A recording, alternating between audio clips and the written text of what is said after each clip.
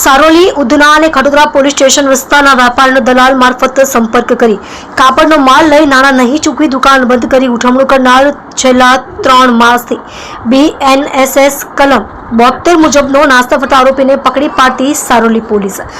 Commissioner Shri Anupamsinh Gehlot સાહેબ તથા ખાસ પોલીસ કમિશનર શ્રી સેક્ટર 1 તથા નાયબ પોલીસ કમિશનર શ્રી ઝોન 1 તથા મદદનીશ police commissioner Shri B division Surat શહેરનાઓએ આગામી સ્થાનિક સ્વરાજ્યની પેટા ચૂંટણી 2025 અંતર્ગત કાયદો અને વ્યવસ્થા જળવાઈ રહે તે સારું તકેદારીના ભાગરૂપે વિવિધ ગુનાઓના નાસ્તા ફરતા આરોપીઓને પકડી પાડવા સારું સૂચના કરેલ હોય, જે સૂચના અને માર્ગદર્શન આધારે police inspector Shri SR Vekaria નાઓની આગેવાની હેઠળ સર્વેલન્સ સ્ટાફના police sub inspector SR Rana તથા બીજા સર્વેલન્સ સ્ટાફના માણસો સાથે અલગ અલગ ટીમો બનાવી વર્કઆઉટમાં હતા. દરમિયાન ટેકનિકલ વર્કઆઉટ અને હ્યુમન સોર્સિસના આધારે ASI રાધેશ્યામ કિશનભાઈ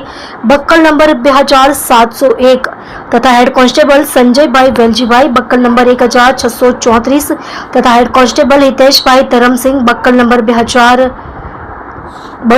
નાઓને મળેલ સંયુક્ત બાતમી હકીકતના આધારે સારોલી, ઉધના અને ખડોદરા પોલીસ સ્ટેશનના જુદા જુદા 3 ચીટિંગના ગુનાઓમાં,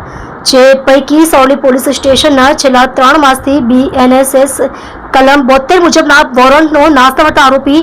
રાજેન્દ્ર ઉર્ફ રાજુભાઈ જયંતલાલ મોદી